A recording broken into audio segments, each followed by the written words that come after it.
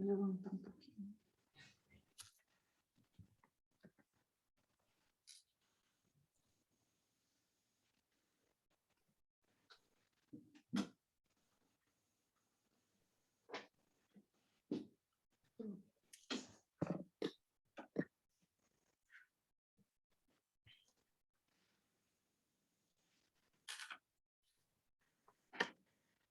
Acho que o pessoal já está entrando aí. Já tem uma galerinha já falando já no chat já. Legal que eu estou vendo um monte de estado, um monte de cidade. Tem Olha, bastante. que Pedir para o pessoal maneiro. ir colocando aí, que a gente gosta de ficar vendo de A onde o gente pessoal gosta de está. saber até onde a gente está indo. Vamos embora. Com certeza. E Teresina, terra do meu pai. Olha aí, gostei Olha. de ver. Goiânia, DF, bastante gente. Bom, acho que a gente já pode começar, né? Bom, primeiramente, boa noite. Quero agradecer a todos aí pela presença. Meu nome é Felipe, tá? Eu sou da área de carreira da sua instituição. Estou muito feliz em promover mais uma edição do Mês da Carreira. Lembrando que terão mais 3 dias de lives, com mais 8 palestras, com conteúdo sobre processo seletivo, diversidade e inclusão, empreendedorismo e outros temas. Aproveitando para lembrar aqui, pessoal, além desse evento, a nossa área promove outras iniciativas, tá? Como a Feira de Estágio e Empregos, o Dia do Estagiário e Desafio do Empreendedorismo, perdão. Também divulgamos muitas vagas semanalmente, seja no Encontre Sua Vaga, como no Instagram da sua instituição. Agora eu vou passar um pouquinho a palavra para a professora Gisele, né, que vai falar sobre as palestrantes Paula Lagrota e Patrícia Cupelo, sobre o tema Construindo uma Carreira com Protagonismo e Autonomia. E antes de passar para elas, só mais um recadinho. Essas horas que são... essa live vale 5 horas complementares, tá? Então, é de forma automática. Então, você já ganhou essas 5 horas de forma automática. E antes de terminar a palestra, eu vou passar disponível no chat para todo mundo responder. E agora eu passo a palavra para a Boa noite para professora todo Gisele. mundo.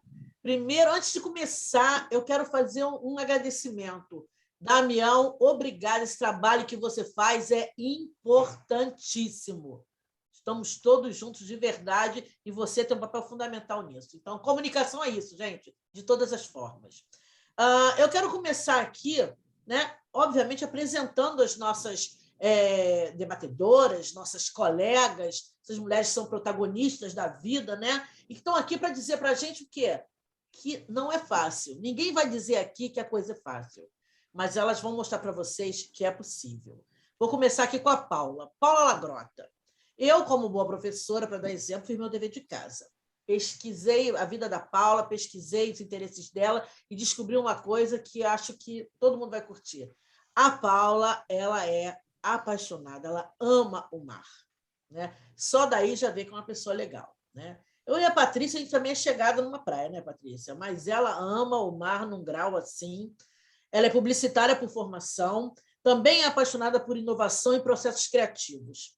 Entende como ninguém de design thinking e design de serviços. E aperfeiçoou-se de verdade, porque ela sabe que é por meio do estudo que as coisas acontecem. Ela aperfeiçoou-se de verdade sobre o tema, tanto aqui no Brasil como no exterior.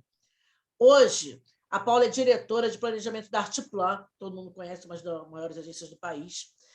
Mas a sua marca profissional, ela tem uma estradinha já, embora muito jovem, né? Ela já passou por grupos como o Grupo Soma, Bodytech, empresas como a Oi, e entre outros grandes nomes, né, que fazem relevância, grandes empresas que têm relevância no nosso mercado. E o que mais assim, me impressionou, claro que toda a vida da Paula aqui que eu pesquisei me impressionou muito, né? É que essa paixão pelo mar, ela transformou também num negócio que é legal, que é sustentável, que é social e que ele meio que me emocionou. Eu achei bacana, que eu vivo procurando tatuí por aí, tá? Eu não tenho coragem de me aventurar no mar, não, mas eu sou uma pesquisadora da vida dos tatuís, né? Porque está difícil de encontrar. A Paula, ela, além do trabalho que ela faz na Arteplan, ela é cofundadora da marca de jaquetas Kite Coach, é um upcycling de pipas de kitesurf. Fui lá pesquisar e descobri que o número 300 tem um envolvimento com toda essa história. 300 km por hora, é isso, Paula? Seja bem-vinda aqui à nossa live. Obrigada, professora Gisele. Boa noite a todo mundo. Boa noite, Patrícia. Boa noite, Damião. Gente, é um prazer enorme estar aqui nesse evento incrível que eu admiro tanto, que é o Mês de Carreiras. É um prazer enorme estar aqui falando também com a turma da Estácio, né? A Gisele comentou aí que eu trabalhei ao longo da minha vida como publicitária para grandes marcas, e uma das grandes marcas que eu trabalho hoje é a marca Estácio. Eu tenho muito orgulho de trabalhar para essa marca, nas campanhas publicitárias, na construção dessa marca. E obrigada, Gisele, por essa apresentação tão generosa, tão gentil, falando inclusive da Kite Coach, que é o meu projeto, é um hobby que se transformou num projeto, um projeto profissional, um projeto de upcycling. Eu, assim como você, também adoro os tatuís, né? E acabei transformando essa paixão pelo mar, né? Por velejar de kite, num projeto em sociedade com meu marido, que marcou, inclusive, o início do nosso namoro, né? Há 6 anos atrás. Num projeto profissional, num projeto de inovação, onde eu testo muito, inclusive, um pouco das coisas que a gente vai falar aqui hoje sobre o marketing digital e sobre quanto que isso empodera a gente, traz para a gente autonomia e realização profissional. Então, obrigada e boa noite. Bem-vinda, querida. Agora eu vou falar da Patrícia. Para falar da Patrícia, foi assim uma coisa difícil para mim, porque nós temos anos de convivência, né? Somos amigas fora da Estácio, somos amigas de vida. Então, o que eu pensei? Eu tenho que escrever, porque senão eu vou ficar falando 2 horas e vou comer o horário todo da nossa live aqui, né? Então, eu escrevi uma coisinha para minha amiga Patrícia, que também é uma declaração de amor para ela, né? Prata da casa. Assim é como penso logo de primeira sobre Patrícia Cupelo. Temos a honra de ter nosso Estácio na história dessa menina decidida, focada, que encontrou a medida entre a profissional, a mulher, a mãe, a professora, a mentora, a amiga. Me arrisco a dizer que Patrícia Cupelo é coisa nossa, mas Patrícia é do mundo. Tola eu achar que ela era só nossa. Ela ia expandir as fronteiras dela, né? Patrícia é do mundo, é da comunicação, é do jornalismo, é das artes. Assumiu muito cedo seu papel de protagonista na sua história. Eu acompanhei isso, eu tive a honra.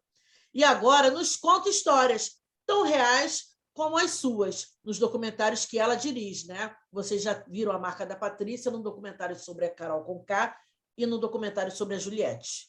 Então, bem-vinda, minha diretora de vida, Patrícia Cupelo. Gostei d'água também, Patrícia. Eu estou aqui emocionada, me seguro, porque não só a nossa história, né, amiga? Mas a minha história com a da Estácio, ela tem todo esse vínculo pessoal. Boa noite, gente. Boa noite aos alunos. Que feliz estar aqui com vocês. Tu sabe, Gi, muita gente me pergunta, hein, Paulinha, se eu sou garota propaganda da Estácio. Não, cara, a Publi é 0800 mesmo. É porque foi essa universidade que me fez ter essa paixão maior pelo jornalismo.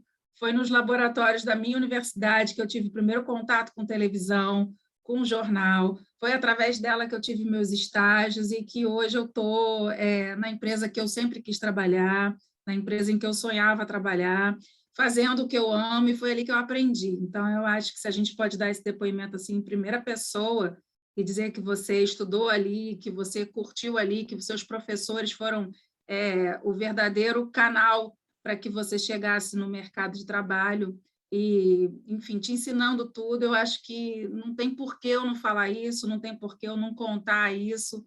Eu várias vezes pensei em trancar a matrícula da minha universidade por questão de grana, por não poder pagar, porque estava apertada, e eu tinha que trabalhar fora, mas quando eu chegava ali e que eu conseguia exercer aquilo que eu amava, aquilo que eu queria, porque foi o primeiro lugar em que eu pude exercer, foi no laboratório. Então, não tem por que não ser grata, e não tem por que não falar, né? Eu acho que a gente só cresce na vida, a gente só consegue aquilo que nos é oferecido, né? E quando a gente tem gratidão. E eu tenho muita gratidão à minha universidade, tenho muita gratidão a tudo, estou aqui sempre para falar, com amor, com carinho, com prazer. Estou no meio de uma edição, estou isolada numa ilha aqui separada, estou finalizando meu 3º doc aqui na ilha do lado, mas estou muito feliz por poder estar aqui e falar com todo mundo. Bom, então, bem-vindo a vocês duas, né? Eu sou Gisele Barreto, não me apresentei, eu acabei me esquecendo, né? Se eu estivesse na sala de aula, eu já estaria lá colocando meu telefone e meu e-mail, né, no quadro branco, né? Eu estaria lá anotando tudo, mas eu sou Gisele Barreto e Patrícia estudou aqui, começou a vida aqui. Eu já vim para cá, já vim para Estácio, já um pouquinho mais madurinha, né?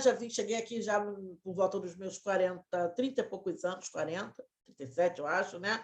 E fiz uma segunda faculdade aqui, que foi a faculdade de cinema, eu venho do jornalismo, como a Patrícia, mas eu fiz em outra instituição, e descobri o audiovisual aqui na Estácio. E eu brinco sempre, assim, quando eu encontro com a Cláudia Romano, com a Débora, o Pilad, né, das pessoas que normalmente transitam aqui na nossa órbita, né, Patrícia, né, Paula? Né? E eu falo que, diferentemente do que se fala da Estácio, né, que a logo da Estácio, né, educar para transformar, a Estácio me transformou para educar, porque eu não cheguei aqui professora, mas quando eu vim trabalhar aqui na Estácio, né, na área da divulgação, da assessoria de imprensa e tal, eu me apaixonei de tal jeito, e eu só queria trabalhar com aluno, eu só queria que aluno viesse para assessoria, que aluno viesse para divulgação, então aquilo foi me apaixonando, e quando eu vi, eu estava no dia a dia ali ensinando e tal, até que um dia alguém teve um insight, né? Por que você não dá aula? Então, eu digo que eu consegui, dentro da minha empresa, que eu também amo de paixão, Patrícia sabe disso, né?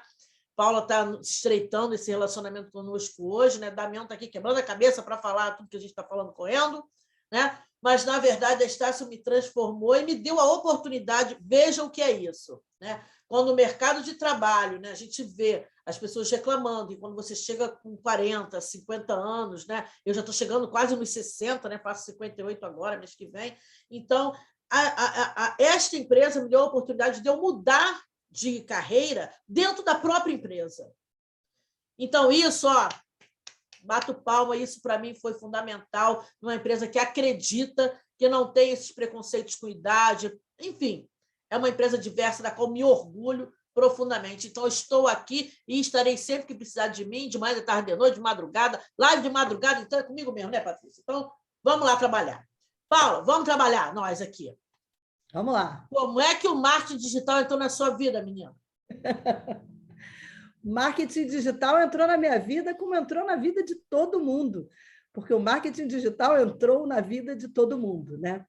É claro que ele veio para mim talvez um pouco mais rápido do que para o comum das pessoas, né? Porque eu sempre trabalhei com comunicação a minha vida inteira, eu sou filha de publicitário, então eu comecei a trabalhar praticamente no mesmo mês que eu entrei na faculdade, né? Eu passei para comunicação, para publicidade, e o meu pai imediatamente me movimentou lá uns pauzinhos, né? E pediu um estágio para a filha dele numa agência de um amigo dele, e eu comecei a estagiar. Então, eu comecei a estudar e estagiar praticamente ao mesmo tempo. E passei, né, os últimos 28 anos dentro, praticamente todo esse período ao longo da minha carreira, dentro de agências de publicidade. Só teve um período aí entre 2016 e 2019 que eu saí de uma agência de publicidade, e foi justamente quando eu tinha me apaixonado pela temática de inovação, que a professora Gisele comentou, quando eu fui estudar um pouco de design thinking, design de serviços, que tem muito a ver com publicidade também, né? Quer dizer, construir produtos, construir experiência de consumidor, que eu abri uma consultoria e fiquei sócia de um instituto de pesquisa. Durou 4 anos, mas aí a Artplan foi me buscar e eu estou dentro de uma agência de publicidade de novo. Então, ao longo desses anos, quando a gente viu a comunicação se digitalizar, ou, na verdade, quando o mundo se digitalizou, quando a gente entrou na terceira fase, que a gente diz, né, da internet, a internet de rede, né, aquela que deixou de ser só o conjunto o acesso à informação e passou a ser verdadeiramente a interconexão, as técnicas que a gente utiliza em comunicação também mudaram, né? E aí 2 coisas vieram muito importantes. Primeiro, toda a temática de conhecimento do consumidor, que é super importante, daqui a pouco a gente vai falar, eu acho, um pouco de algoritmos, né? Então, tudo isso que às vezes fica ali num tema meio obscuro, né, dos documentários, do grande hacker, mas tem uma beleza nisso, né? Tem uma beleza muito poderosa, a inteligência artificial, né? Ela não é esse drama, esse monstro todo, ao contrário, ela pode ser muito utilizada, pode ser utilizada para o bem, né, e no que diz respeito à publicidade, quando a gente fala sobre aperfeiçoar produtos e serviços, conhecer a jornada das pessoas através das pegadas, dos sinais que elas deixam no digital é importantíssimo, e a gente aperfeiçoou tantas coisas que surgiram na nossa vida como conveniência, e também, sob o ponto de vista das redes sociais, né, que permitem que a gente converse de maneira mais orgânica com um conjunto muito maior de pessoas. Então, a publicidade deixou de ser um diálogo para, na verdade, ser uma grande conversa, né, uma grande aglomeração de conversa. Então, foi assim que entrou tecnicamente na minha vida. Mas tem um outro aspecto também. Quando a gente está trabalhando com marketing digital, muito rapidamente a gente percebe que essa área é uma área extremamente inspiradora. Por quê? Primeiro, porque ela coloca a gente nessa trilha que agora está na moda chamar de lifelong learning, né? Nunca você vai saber e dominar o marketing digital. Essa é a beleza. A gente está sempre aprendendo. A gente vai fazer uma graduação, vai fazer uma pós, vai fazer uma certificação do Google, vai fazer um curso livre, vai aprender a dominar uma nova linguagem, porque todos os dias, em tecnologia, a gente está evoluindo. Então, ela é muito inspiradora nesse lugar, que a gente nunca para de estudar e de aprender, né? Como a Gisele falou, né? A gente está sempre chegando para aprender, para ser aluno, né? E todo dia é futuro, né? Todo dia é futuro. Todo dia é futuro. E o outro aspecto é que o marketing digital é muito empoderador, né? Uma das coisas que a Gisele comentou, esse projeto de upcycling que eu abri com meu marido, na verdade, ele capta pipas de kitesurf de velejadores, né, que tem esses equipamentos. Normalmente, quem pratica esporte sabe, a gente tem um super apego pelos nossos equipamentos, né? Por exemplo, quem pega a onda pela prancha de surf, quem veleja pela pipa de kite. Só que, às vezes, essa pipa ela já entrou em desuso, ou seja, ela não pode mais ser consertada, reparada, mas a gente mantém ela guardada ali, porque ela lembra a gente de muitas coisas boas, ela guarda história nela, você olha para ela e ela guarda história. E a gente teve a ideia, então, de dizer, se ela não serve mais para velejar, talvez ela possa servir para outra coisa, porque esse nylon parado, né, que trouxe tanto prazer como velejo, ele vai levar 300 anos para se decompor na natureza. Por isso que o número 300 é cabalístico. Eu ia te perguntar sobre essa mística em torno do 300 aí. Né? É isso, essa é uma coincidência, né? Uma pipa de kitesurf, ela dura, em média, 300 horas de velejo, mas o nylon leva 300 anos para se decompor na natureza. Então, isso é um desgaste para a gente como ser humano, né? Mata meu tatuí. Mata seu tatuí. Então, transformar essas pipas de kite num casaco, né, que mantém, inclusive, mantém o visual da pipa, né, é uma maneira de tornar aquele passivo ativo. E a razão pela qual a gente conseguiu fazer esse negócio é porque ele é um negócio digital, ele é uma plataforma, tanto captar as pipas de quem quer doá-las para o projeto, quanto vender as jaquetas prontas, é um negócio digital. Então, eu digo sempre que o marketing digital, além de ser inspirador, é extremamente empoderador, né? Ele bota a gente realmente para empreender, para revelar o brilho que tem dentro da gente, como se diz aqui dentro da Estácio, né? Ainda vou dizer mais uma coisa. Você está falando sobre essa coisa de empoderamento, das histórias, que eu acho muito importante que as pessoas olhem para suas coisas, né, e pensem em ressignificá-las, né? Eu acho que nós estamos num momento, né? Até vou perguntar para você, né? Qual foi a participação, em que nível a pandemia contribuiu para essa coisa do olhar para o que a gente tem dentro de casa, né? Que pelo meu exemplo, né? Como eu trabalho, né? Como a Patrícia aqui, eu trabalho desde 16 anos na rua, né? Já estou me aposentando, né? Eu acho que foi pela primeira vez na minha vida inteira, como eu falei, vou fazer 58 anos, foi pela primeira vez que eu olhei para as minhas coisas dentro de casa com algum tempo, e não aquele olhar do dia a dia, né? Então, realmente, eu ressignifiquei muita coisa. Aí eu te pergunto, Paulo, qual foi o nível de participação da pandemia no crescimento do marketing digital? Você conseguiu detectar algum gatilho ali?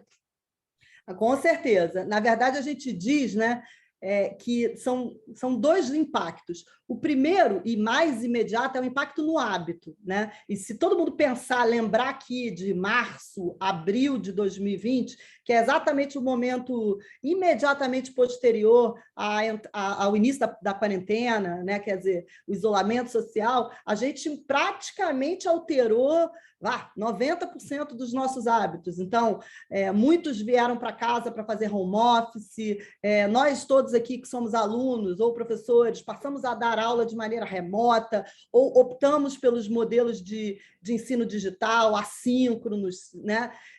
Ou seja, a gente passou a fazer compra de supermercado online, a gente encarou aí a primeira Black Friday, né? Com tantas oportunidades, querendo trazer coisas para a nossa casa, porque a gente estava muito em casa, praticamente fazendo todas as nossas compras online. A gente viu aí a explosão dos aplicativos como o iFood, como o Rapid Delivery, ou seja, tem aí uma grande mudança de hábito. Eu acho que a tônica do ano de 2020 é a mudança do hábito. Porém, 1 ano e meio depois dessas mudanças de hábito, emerge o que a gente chama da mudança do comportamento. É quando você começa a pensar sobre aquilo que você está fazendo, que é o hábito. E aí é curioso, porque esse é o momento que a gente está vivendo agora, né? Então, a gente já está falando aí da luz no fim do túnel com relação à pandemia, a gente já tem aí um contingente grande de vacinados no nosso país, que bom, a gente já começa a movimentar o que a gente chama de volta, embora a gente não vá voltar nada, porque ninguém nunca volta para lugar nenhum, a gente anda para frente, a gente não volta para trás. A gente se transforma, né? Se adapta, né?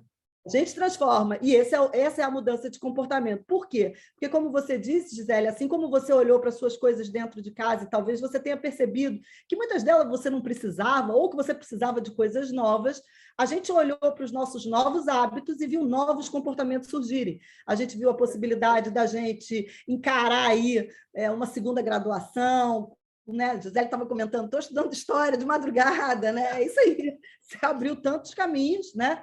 E esse é o grande impacto do digital, e no marketing digital não é diferente, porque a gente se relaciona com os desejos e as demandas das pessoas nesse novo comportamento. Eu diria que a gente está saindo aí da era da inovação e entrando de novo, entrando numa nova era, que é a era do empoderamento e do protagonismo. Hoje, né, tá todo mundo cansado, está todo mundo doído, está todo mundo sem grana, está todo mundo batalhando, mas esse corre da gente, ele é um corre mais autônomo, é um corre que está mais empoderado, e isso tem muito a ver com os recursos do marketing digital. Então, se a pandemia tem um impacto no marketing digital, ele se dá muito nesse lugar do comportamento, que a gente está achando importante daqui para frente, e a gente está achando muita coisa importante daqui para frente. Perfeito, perfeito. Patrícia, né, que já vem de uma construção de carreira, né, eu que conheço Patrícia há tantos anos, eu vi Patrícia focada e construindo para realmente, ela focou onde ela queria trabalhar, ela está onde ela queria, né? Talvez até meio assustada, né, com o crescimento que deu na carreira dela, e Patrícia, eu acho que é uma das pessoas que, por conta da pandemia, né, trabalhou em produtos, né, dirigiu produtos que certamente tiveram uma influência desse momento terrível que a gente está passando, né? Trabalhou os 2 documentários que a Patrícia dirigiu, né, de Juliette e de Carol Conká, são fruto de um produto, né, da Rede Globo que explodiu na pandemia, né? Que já era um produto, obviamente, de sucesso. O Big Brother. O Big Brother e o próprio streaming, que é a minha plataforma de atuação. Exatamente. Aí eu faço para você, Patrícia, nessa construção de carreira sua, eu também pergunto para você, como é que foi esse impacto da pandemia na tua carreira, nesse momento que você está explodindo aí, trabalhando como nunca? Verdade. Primeiro, a gente teve que reaprender a fazer televisão, porque, originariamente, eu sou diretora do programa da Fátima Bernardes.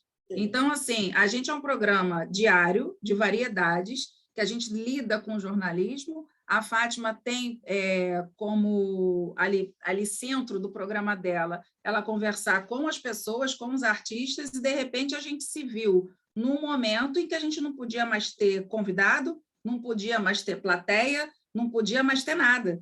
E, de repente, a gente virou e falou assim, caramba, como é que se faz isso de forma remota? Porque a gente ficou fora do ar pouquíssimo tempo, a gente ficou, 2 semanas em que o combate ao coronavírus, que foi um programa que entrou na grade ali para aquele momento inicial, ele se alocou, mas a Ana Maria, do Mais Você, por ser mais velha, ela ficou mais tempo isolada, e a gente veio.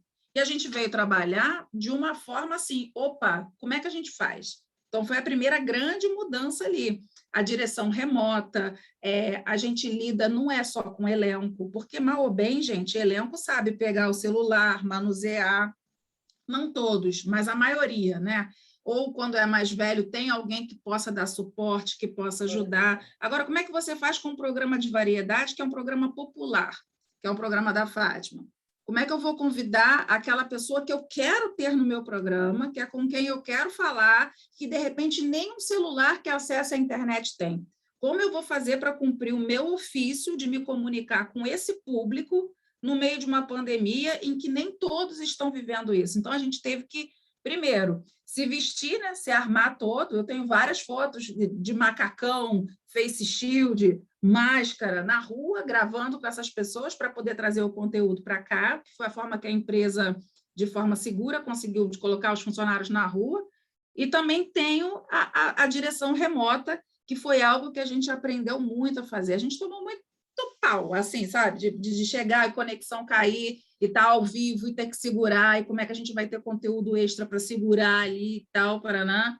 Mas, enfim, a gente sobreviveu, a gente aprendeu. Hoje, se você me pedir para dirigir alguém que está no Piauí agora, eu vou conseguir fazer isso sem viajar. Eu estou fazendo um documentário agora que eu estou dirigindo gente fora do país e estou dirigindo daqui. Porque, por questões de segurança, a empresa optou em não me deixar ir, porque na hora que eu tinha que viajar, veio a cepa nova, e assim, eu me senti até assim, cuidada, bem cuidada. Eles viraram para mim e falaram assim: vem cá, se acontece alguma coisa contigo, a gente vai falar o quê para tua mãe? Que a gente te mandou aí? Não, senhora, porque eu queria ir, né, gente? Já queria estar lá. Câmera, pronta, tá pronta, já pronta para ir. Mas, assim, eles falaram: não, a gente vai te dar todo o suporte, você vai dirigir de forma remota, você vai ficar só fazendo isso, mas você vai dirigir daqui. Ok. Então, assim, foi um reaprendizado. Agora, com isso, né, agora falando da migração, com isso o Big Brother cresceu muito, nessa do Big Brother, porque estava todo mundo confinado em casa, todo mundo precisava de um ponto assim, de alívio, queria assistir, a audiência cresceu cada vez mais, a gente teve o choque do posicionamento da Carol Conká dentro da casa, e aí veio o convite para eu dirigir esse documentário. Eu fiz a direção e fiz o roteiro do documentário da Carol, e para mim foi sensacional. Aí mais um desafio, e mais um motivo para a gente falar para as pessoas aí que gostam de fazer tudo, que gostam de ser profissionais multimídia. Eu também fui escolhida porque sou uma diretora que opera a câmera, que faz áudio, que faz luz, porque no meio da pandemia a gente estava com uma equipe reduzida. Eu não podia ter uma UP, né? Quem não sabe o que é UP é uma equipe, unidade portátil de produção. Eu não podia ter uma UP completa. Eu tinha que ir praticamente sozinha, e fui sozinha. Câmera, fazendo áudio, microfone, colocava a lapela na minha entrevistada, um outro microfonezinho em cima da câmera para pegar o ambiente, luz em cima, mochila nas costas, e fui. E fui fazer o documentário, que, graças a Deus, aí foi um sucesso. Na sequência veio outro documentário, que foi o da Juliette, que também, ela também, sendo um fenômeno, já ajudou, uma história linda por trás a ser contada. Então, assim, além de ter mudado a forma como a gente foi captar, a forma de contar essa história, uma forma diferente, eu também passei a trabalhar dentro da minha própria empresa para o streaming. Eu entrei, assim, Globo, é tudo TV Globo, estamos aqui na TV Globo, mas eu trabalhando para o Globoplay, trabalhando para uma outra plataforma, com uma linguagem um pouco diferente, mas que não deixa de ser a nossa essência, né? Que é contar a história. Que é contar a história, saber contar a história e humanizar cada vez mais, entrevistar, entender o que tem por trás de determinado fenômeno, entender o que tem por trás de determinado vilão, a gente tentar contar algumas histórias aí e contar bem. Nesse outro que eu estou fazendo, que eu ainda não posso dizer o que é, porque é sigiloso, é mais uma história muito, muito, muito bonita que vem por aí, nesse mesmo formato. E vamos aí com bastante episódios para a gente bombar aí no streaming também. E, Patrícia, e as histórias que você conta em sala de aula? Como é que é essa coisa de, além disso tudo, ainda ser essa professora querida que os alunos ficam esperando, sabe, anos para ter aula com você? Como é que é isso? Cara, assim como aconteceu com você, aconteceu comigo. Eu, dentro da própria Estácio, que já trabalhava lá dentro na área de comunicação, onde a gente trabalhou juntas, eu tive a oportunidade de migrar para a sala de aula. E foram os meus alunos que fizeram esse movimento, né? Os alunos fizeram esse movimento por quê? Porque eles saíam de sala de aula e se enfiavam lá no núcleo de comunicação, no laboratório comigo, que eu era funcionária já da casa, e eles ficavam ali para aprender. E eu pegava a câmera, ensinava lente, ensinava luz, ensinava isso. Além disso, porque televisão não é uma coisa só técnica, ensinava a escrever. Então, nessa de você ensinar a escrever, o aluno falava assim, caraca, por que você não me dá aula? Eu quero que você me dê aula, eu quero que você vá. Então, enfim, acabou que eu entrei como professora também no quadro docente da casa e depois acabei saindo para poder ingressar no mercado, né? Porque a gente fica com sede de vir para o lado de fora, de saber como é que funciona o lado de fora. E acaba que as aulas elas são uma extensão do trabalho, porque imagina, o professor chega lá depois de passar o dia inteiro no ao vivo, ou o dia inteiro gravando com câmera, às vezes chegava de Campina Grande, lá da Paraíba, está na hora da aula, você já entra em sala de aula esbaforido. Então, acaba que eles pegam essa vivência da gente do dia a dia, que sobra para os bichinhos, não tem jeito. Você chega lá com resíduo de equipamento, com resíduo de tudo que você viveu naquele dia. Então, você acaba dividindo com eles o seu dia a dia. E nessa história toda, eu acabo levando muitos dos meus alunos para as minhas produções, né? Isso acontece bastante. Ontem mesmo eu estava sentada aqui na edição, aí daqui a pouco entra uma aluna e falou assim, Patrícia, tudo bem? Aí eu, de máscara, né, gente? Todo mundo de máscara. Eu falei assim, tudo bem, eu te conheço. Aí ela, pois é, você foi minha professora em 2007, em Madureira. Aí eu falei assim, nossa, que coisa boa! Enfim, começamos a conversar, aquela coisa toda. Então, assim, é bem gratificante também esse encontro com eles aqui dentro do trabalho em si, né? Dentro da Globo. E é muito legal. Eu passo por essa experiência também. Eu vou aos jornais, já fui muito tempo da área do impresso, né? Depois que eu fui para o audiovisual. Eu entrava nas redações, professora, às vezes é um marmanjo, às vezes é uma mulher que já está com um monte de filho e tal, professora, eu falei, Jesus, sabe? Aí eu vou lembrando e a gente vai relembrando as histórias, é maravilhoso. Mas falando também nisso, é importante a gente entender que esse tempo todo a gente vai fazendo redes, né? E a título de curiosidade aí para a galera, foi a menina Patrícia, porque ela era uma menina quando ela assumiu a sua primeira coordenação de curso, que me contratou.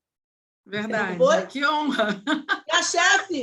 Minha chefe, olha só, estou entrevistando a minha chefe, né? Minha parceira e amiga. Eu queria até fazer um comentário, Gi, rapidinho. A Paulinha falou que que começou lá, que tem gente da família dela que era de publicidade e tal. Na minha família, não tinha ninguém da área de comunicação. Para falar a verdade, eu fui uma das primeiras a conseguir fazer uma graduação na minha família.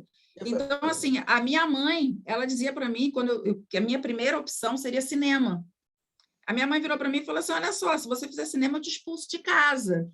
Porque cinema é coisa de gente que só pode entrar quem tem família nessa área.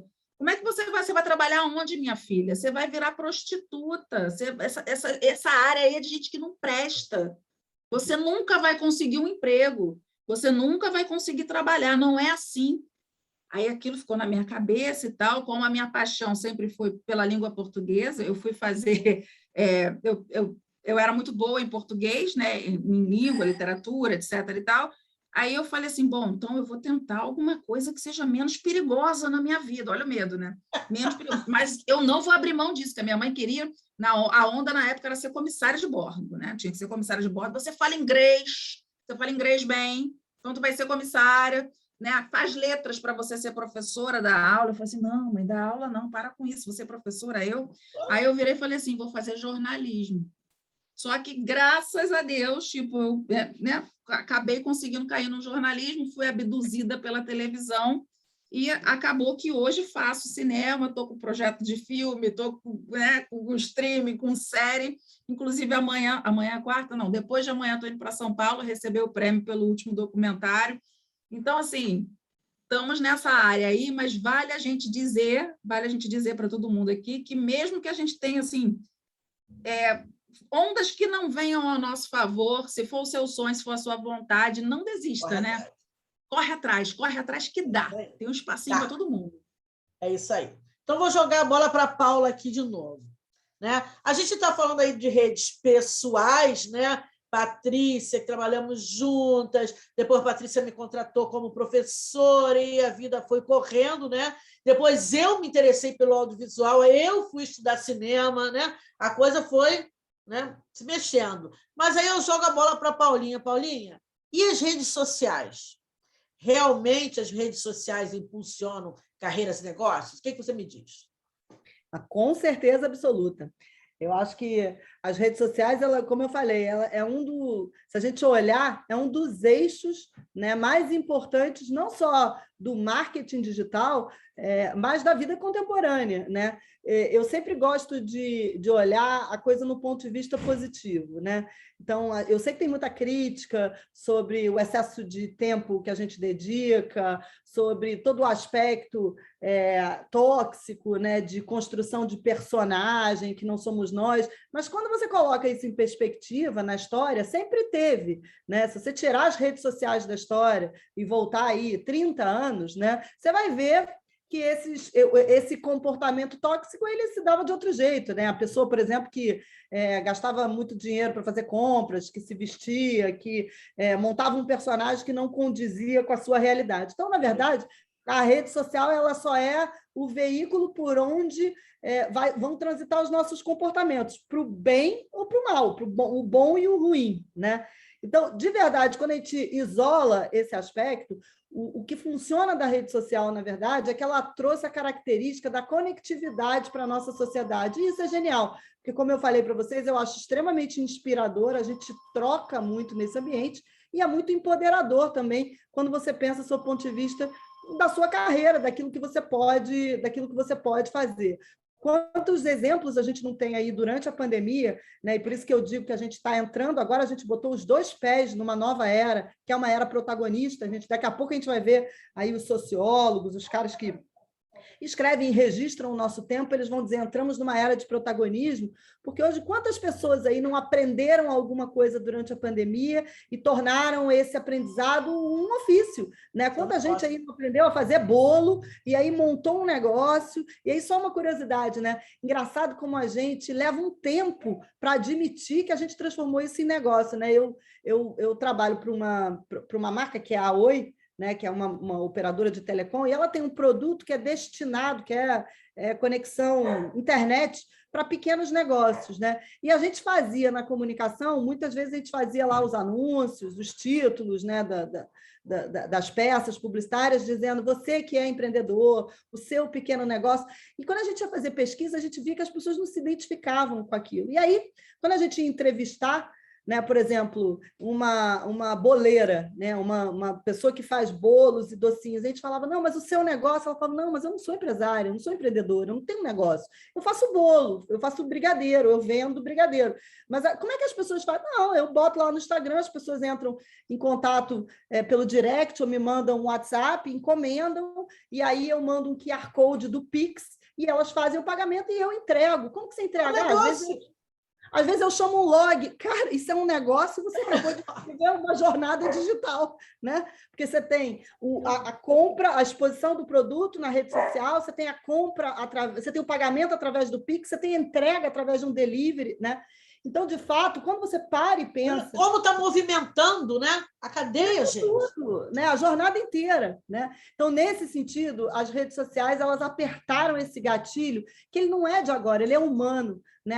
A gente diz, né, que gente nasceu para brilhar, isso é absolutamente verdadeiro, né? Está dentro de todo mundo, né? Então, de fato, quando a gente faz esse recorte do protagonismo para as redes sociais, elas viabilizam, sim, essa possibilidade de você abrir o seu negócio, de você vender o seu serviço, de você construir melhor a sua trajetória e, por que não, também de aprender, de trocar e de consumir conteúdos e etc. Então, tem um papel fundamental nessa era de protagonismo. Eu mesma olho para o meu negócio da Kite Coach e vejo cada vez mais como ele é um negócio de redes sociais. Por quê?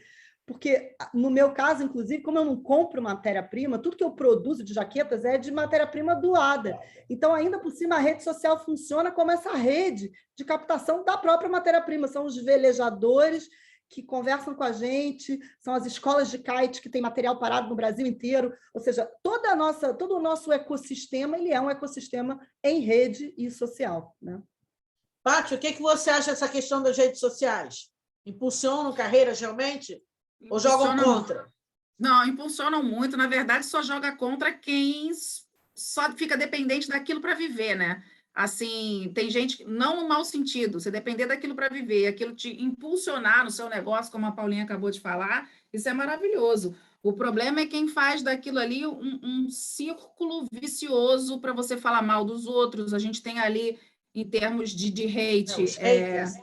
não, exatamente, a gente tem um absurdo, os haters que ficam ali somente para importunar a vida das pessoas, dando opinião na vida das pessoas, mas a rede social, ela hoje ela vem para impulsionar grandes negócios.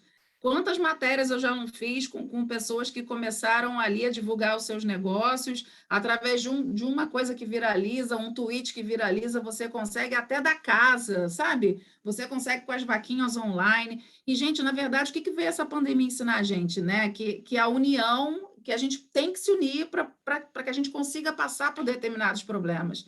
E quantas pessoas não mudaram de vida completamente nessa pandemia, não reaprenderam a fazer as suas coisas, aprenderam que... Eu fiz uma reportagem com uma menina que tinha salão de beleza e não podia mais abrir durante a pandemia. E, de repente, ela vira para o marido em casa, os dois passando necessidade, eles com 4 filhos, só tinham uma caixa de leite para todo mundo dentro de casa, não tinham mais nada para comer.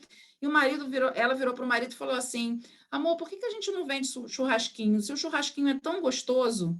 E eles montaram uma rede de churrasco, o nome se chamava Churrasco em Casa, e começaram a divulgar esse trabalho, divulgar esse trabalho, divulgar esse trabalho. Eles estão dando emprego para motoboy, eles estão dando emprego para pessoas que fazem churrasquinho com eles e saíram da situação de miséria que estavam vivendo. Então, assim, tudo em virtude também da rede social. Agora, tem gente, é óbvio, que leva essa rede para o lado mal, né? Para o lado ruim, aí não tem nada a ver. Eu juro, Paulinha, eu preciso de aula para aprender a lidar com rede social. Eu não tenho tempo de organizar minha rede social, e eu acho que isso poderia ser melhor utilizado na minha vida, entendeu? Pessoal. Uma pergunta aí para as duas. Quais são os conteúdos que mais engajam a galera? Olha, eu vou começar respondendo, mas eu acho que quem vai dar um show nessa resposta é a Patrícia, porque desde que o mundo é mundo, o que a gente ama são as histórias, né? Então, verdadeiramente, o conteúdo que engaja, mas assim, não é na rede social, o conteúdo que engaja é desde o homem das cavernas, escrevendo lá nas paredes, são as histórias, né? E é assim que a humanidade evolui, através das histórias, né? Através da transmissão do conhecimento, dos valores, das crenças, né? A gente vai sempre... Essa espiral, né, da mobilização e do engajamento, mobilização e engajamento, ela tem um fio invisível aqui que se chama história. Isso que a gente hoje em dia chama de conteúdo, né? Na verdade, são as histórias. Então, verdadeiramente, quando a gente pensa aí, mesmo quando está pensando numa estratégia de negócios, né, quando a gente está pensando aqui num pequeno negócio, né, eu vi uma opção de gente dizendo aqui no chat: eu sou boleira, eu aprendi a fazer doces e tal. Quantas pessoas fazem bolo? Um monte. Mas só você tem a sua história e a sua história com aquele bolo, né? Só você constrói, de fato, a receita que você usa da sua família, um jeito de assar o bolo que você aprendeu com a sua avó. E quando você traz esse conteúdo e embala, né, o seu produto, o seu posicionamento, o seu diferencial com essa história, esse é o conteúdo que engaja, né? No meu caso, falando especificamente da Kite Coach, né? A Gisele falou um pouquinho no começo, cada jaqueta que eu faço, ela é uma pipa que a gente corta, costura e transforma em jaqueta. Mas o legal dessa jaqueta é que ela vem com tag, ela vem com uma espécie de um mini cartaz contando a história daquela pipa. Então, se você compra aquela jaqueta, você recebe esse tag dizendo: essa é uma Kite Coach, ela foi produzida a partir de um kite Nash, modelo Air Blast 2018, que pertence a um velejador do Rio de Janeiro, que viajou com ela pelo litoral de Araruama, parará. E as pessoas se encantam com isso, porque é como se você vestisse uma história, né? Então, assim como engaja no Kite Coach, engaja na loja de doces, engaja no negócio de uma maneira geral, o conteúdo, a história, efetivamente, é a melhor estratégia de engajamento nas redes, porque a gente é ser humano, né? Acho que essa é a graça. Não é isso, Patrícia? É isso mesmo. E, na verdade, o que a gente está falando, gente, é de conceito. Porque o conceito, ele consta nessa contação de história. Por exemplo, você vê uma vinheta num programa de televisão. Você só olha e acha, pô, que maneiro. Agora, que legal quando você tem acesso ao making of daquilo, quando você conversa com o diretor visual daquilo, diretor gráfico, quando você conversa com o roteirista que ajudou a criar aquela concepção, que pensou naquilo. Olha, esse elemento, esta mulher aqui nessa vinheta de abertura, ela representa a origem, ela representa a terra. Ah, que bonita, a mulher está rolando na areia para poder sensualizar. Não, a gente está falando da ligação do ser humano com a natureza, com a força que tem a personagem que é protagonista dessa novela. Isso, gente, tem a ver com a nossa rede social. O que a gente posta é exatamente aquilo que a gente tem para contar, né? A gente conta da nossa vida e, na verdade, está tudo entrelaçado. Por quê? Porque televisão, porque meio de comunicação, nada mais é do que contar histórias. A rede social, ela é uma derivação do que a gente sempre teve aqui como televisão. A gente está migrando para um futuro de streaming, a gente está migrando para um futuro diferente. Então, a gente tem ali as histórias de todo mundo. E isso, na verdade, é conceito. Porque você, quando você consegue entender o conceito de determinada roupa, o conceito de determinada animação, o conceito de determinada publicação, você consegue entender e consumir aquilo de forma mais gostosa. Pô, eu quero isso. Olha que orgulho de eu estar vestindo isso. Eu sei por que existe isso. Olha que legal fulano ali falando, não é só uma carinha. O documentário faz o quê? As histórias fazem o quê? Você humaniza. Você não é só uma cantora de sucesso, você é uma mulher que veio de não sei de onde, não sei o quê. Você não é só a Juliette que ganhou o BBB. Você já passou isso, já passou aquilo outro. Você não é só a Carol Conká que faz vilania. Olha a história dessa pessoa, olha a bagagem que ela tem. Então, assim, você tem um conceito por trás das coisas. E a rede social, gente, nada mais é do que isso também. Só que a gente está aprendendo a contar essa história, né? Tem gente que consegue contá-la para o bem, tem gente que consegue contá-la para o mal. Como eu propriamente disse aqui, tipo, a gente só dá aquilo que a gente tem para oferecer. Então... Mandou muito bem. As duas mandaram muito bem. Duas histórias, né? Eu imagino quando você veste uma roupa, uma catcoat, por exemplo, você está vestindo uma história, você está vestindo um emprego daquela costureira, você está vestindo o emprego daquele entregador, eu estou vestindo muita coisa. Então, Paulinha, parabéns. E Patrícia também, parabéns, porque é a nossa Sherazade, Patrícia. Mil e uma histórias para contar. Então, olha só, vou fazer minha última questãozinha. Todo mundo fala nessa palavrinha algoritmo, algoritmo, algoritmo. Explica para as pessoas, Paulinha, o que o algoritmo faz na vida da gente por causa das redes sociais. Eu vou falar que nem a Patrícia falou, eu vou explicar o conceito, porque as aulas de matemática eu faltei, tá? Porque eu sou de humanas. Mas eu vou contar. O algoritmo, ou, na verdade, o conceito do algoritmo, eu gosto muito de uma expressão, tem uma autora que se chama Amy Webb, que é uma autora que a gente gosta muito, que escreve sobre futurismo, né? E futurismo parece uma coisa de maluco, mas não é. Futurismo é uma disciplina da inovação. Coisa de maluco é com a gente mesmo. Não é? Mas, se vocês tiverem oportunidade, tem muitas coisas publicadas na internet, grátis, sobre a Amy Webb. Ela tem, inclusive, um instituto que se chama Institute for Today, for Tomorrow, e ela fala de uma coisa que são os sinais, né? O que os algoritmos são? Eles são os sinais, as pegadas que a gente deixa nessa grande rede, né? E os algoritmos, eles tornam essas pegadas visíveis, né? E principalmente correlacionáveis, né? E aí é que entra também, além dos algoritmos, a capacidade de processamento. Por quê?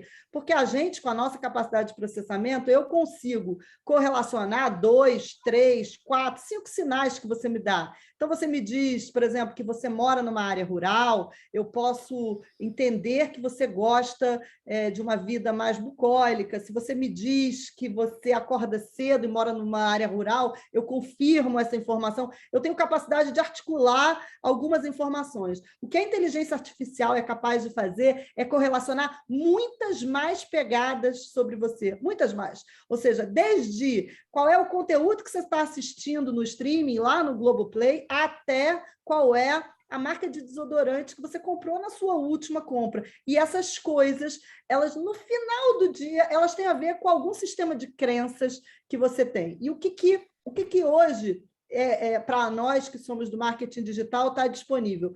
Ferramentas, obviamente, sempre respeitando, através da Lei Geral de Proteção de Dados, né, primeiro, o consentimento das pessoas, ou seja, a opção que elas têm de expor ou não expor os seus dados, cada vez mais isso está sendo formalizado, e isso é super importante, porque os nossos dados, esses sinais, essas pegadas, são, na verdade, um patrimônio muito pessoal, mas quando você decide abrir os seus dados, é porque vai chegar para você em forma de oferta, em formas de conteúdo e etc., uma porção de coisas que podem te impressionar. Eu acho que o dia que eu entendi o conceito de algoritmo foi o dia que eu entendi, como usuária, como funciona o Spotify. Então, eu sempre gostei muito de música, eu fui usuária dos serviços de streaming de música desde muito cedo, desde o Deezer, que foi o primeiro que entrou. Aliás, antes até do Deezer, o RDO, que foi a primeira plataforma de streaming que entrou no Brasil. Eu trabalhava para a Oi na época, e a gente lançou o RDO, depois veio o Deezer, e por último, se vocês lembrarem, veio o Spotify.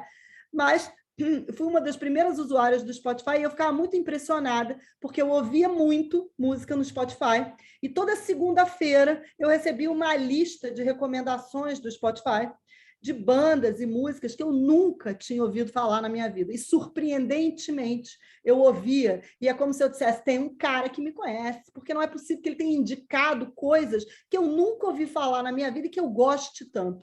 Esse é o conceito do algoritmo, ou seja, esta inteligência artificial do Spotify, ela é capaz de entender pelas letras, pelas melodias, pelas harmonias das músicas que eu gosto, qual é o meu sistema de crenças, e trazer para mim um prazer enorme, como montar playlists de bandas que eu nunca tinha ouvido falar na vida, com temas, com canções que eu nunca tinha imaginado, e aquilo encher meu coração de alegria e me trazer um monte de prazer. Então, o algoritmo... Né? Esse algoritmo assusta a gente, né, Paulinha? Porque às vezes você fala alguma coisa, daqui a pouco você abre o Instagram, a primeira publi que vem é de acordo com o que você falou. Eu fico meio assustada com isso, gente. Esse daí, quando ele é muito direto assim, eu não gosto, não, porque eu acho ele burro. Né? Quando você fala assim, eu acho que eu queria levar meus filhos para Orlando, eu queria levar meus filhos para Disney, aí você abre o Instagram, aparece um negócio de Orlando. Gente, é assustador isso. É assustador. Esse eu acho burro. Mas o do Spotify, eu gosto sempre do exemplo do Spotify, porque ele é mais poético. Né? Ele é um algoritmo que ele abre a sua cabeça, porque ele fala, nossa, eu não imaginava que eu podia gostar dessas coisas. E aí, isso que é o marketing digital, na verdade, as ferramentas das plataformas, do Google, do Facebook, do Twitter, né, de todas essas, elas estão disponíveis, né, todo mundo pode acessar o Google Analytics, o Google Insights, e eles nos ajudam, na verdade, a fazer a leitura desses sinais, que, como diz a MWeb, às vezes são sinais fracos, são sinais quase invisíveis, e aí precisa de muita intuição. Olha como, no final do dia, falamos a beça de tecnologia aqui, mas no final do dia, graças a Deus, né, o que domina é sempre a nossa capacidade de abstração, a nossa subjetividade, porque para ler os sinais e para interpretar, a gente precisa desse nosso talento que é humano e que máquina nenhuma nunca vai substituir. Né? Patrícia, os algoritmos te ajudaram também a difundir as suas histórias, né? As histórias que você vem contando, né? Com certeza, não só a difundi-las, como também a gente achar outras, né? Porque é exatamente isso, como a Paulinha explicou, as pessoas, a gente acaba entrando no filtro de outras pessoas que têm histórias para contar, e é importante a gente falar também que as pessoas, quando fazem seus posts, que marcam as hashtags estão aí também, vão unindo grupos que estão em torno do mesmo propósito, essas pessoas vão chegando em você. Quando você está fazendo seu post ali, que você marca as suas hashtags especificamente, você acaba caindo para quem filtra essas hashtags, você acaba tendo esse filtro de pessoas que te procuram para te contar histórias. Depois desses trabalhos que eu fiz, o que eu tenho recebido de histórias, de propostas de histórias a serem contadas, isso é muito, muito, muito interessante. Me lembro uma entrevista uma vez que eu fiz com o João Baldo, né? O escritor brasileiro, famoso, infelizmente já falecido. em que ele dizia assim para mim: Gisele, eu não posso nem mais andar no calçadão, aquele jeito arrastado assim que ele falava, né? Eu não posso nem mais andar no calçadão lá no Leblon. Todo mundo me para e fala: ai, a minha vida daria um livro. No seu caso, a minha vida daria um doc. Todo mundo fala isso para mim. Nossa, tem que contar a minha história. É isso aí. Bom, gente, olha só. Eu estou muito chateada de dizer que são 19h56 e a gente precisa abrir. O Felipe já botou a carinha dele ali, ó. Já botou a carinha dele ali. O Damião já está me olhando ali, já com a cara invocada, porque eu não abri para as perguntas. Felipe, tem alguma pergunta para fazer para as nossas meninas? Temos sim. Na verdade, é um pouco para as duas, assim, tá? Primeiro para a Patrícia, né? Qual documentário foi o mais difícil de se fazer e como foi a experiência de tudo isso, né? Essa é a primeira pergunta. E para a Paula, qual foi o momento mais desafiador da carreira, né? Eu acho que o pessoal está um pouco curioso para entender isso daí, como que é esse desafio, né? Essa troca legal. Para mim, o mais difícil, o mais legal foi o da Carol. Primeiro, porque eu estava lidando com uma menina cancelada, com um nível de hate absurdo, uma menina que não entendia logo que ela saiu da casa o que ela estava passando, o que aconteceu, teve a família ameaçada de morte. Assim, foi super desafiador, mas para mim foi incrível poder contar essa história. E a gente super abraçou, a gente, digo, enquanto empresa, né, enquanto Globo, essa história de que todo mundo criticou dizendo que a gente ia passar pano. O documentário dela não é uma passagem de pano, o documentário dela mostra quem é ela. O que a gente queria era causar uma reflexão sobre o cancelamento, porque o que justifica você, por o erro de uma pessoa, porque ela sabe que errou, o que ela fez com o Lucas, o que ela fez na casa não foi certo, o que justifica você, com o erro de uma pessoa, você querer matá-la, você querer matar a mãe dela, querer matar um filho de 15 anos. Aí eu pergunto o ódio que está nesses haters, né? O que está acontecendo com isso? Mas, assim, eu fui ali para o olho do furacão, com cuidado, não sabia como eu seria recebida, eu precisava ser uma mosca na vida dela, fazer o meu papel de jornalista, de documentarista, de entrevistá-la, porque ao mesmo tempo em que eu estou ali gravando, eu estou com a câmera, eu estou com o olho da lente para fazer aquela fotografia bonita, eu estou ali como ser humano, ouvindo uma história e contando uma história. Por isso que nesse documentário eu fiz o roteiro também. E, assim, foi super desafiador, super desafiador. E foi o que eu mais gostei, assim, de fazer, porque eu sou do tipo de pessoa que quanto mais desafiada eu sou, mais vontade eu tenho de fazer, mais eu quero fazer. O da Ju foi a coisa mais gostosa do mundo de fazer, mas eram extremos. Uma era mais odiada, a outra era mais amada. Mas o da Ju me deu outro tipo de dificuldade. A gente não podia sair na rua.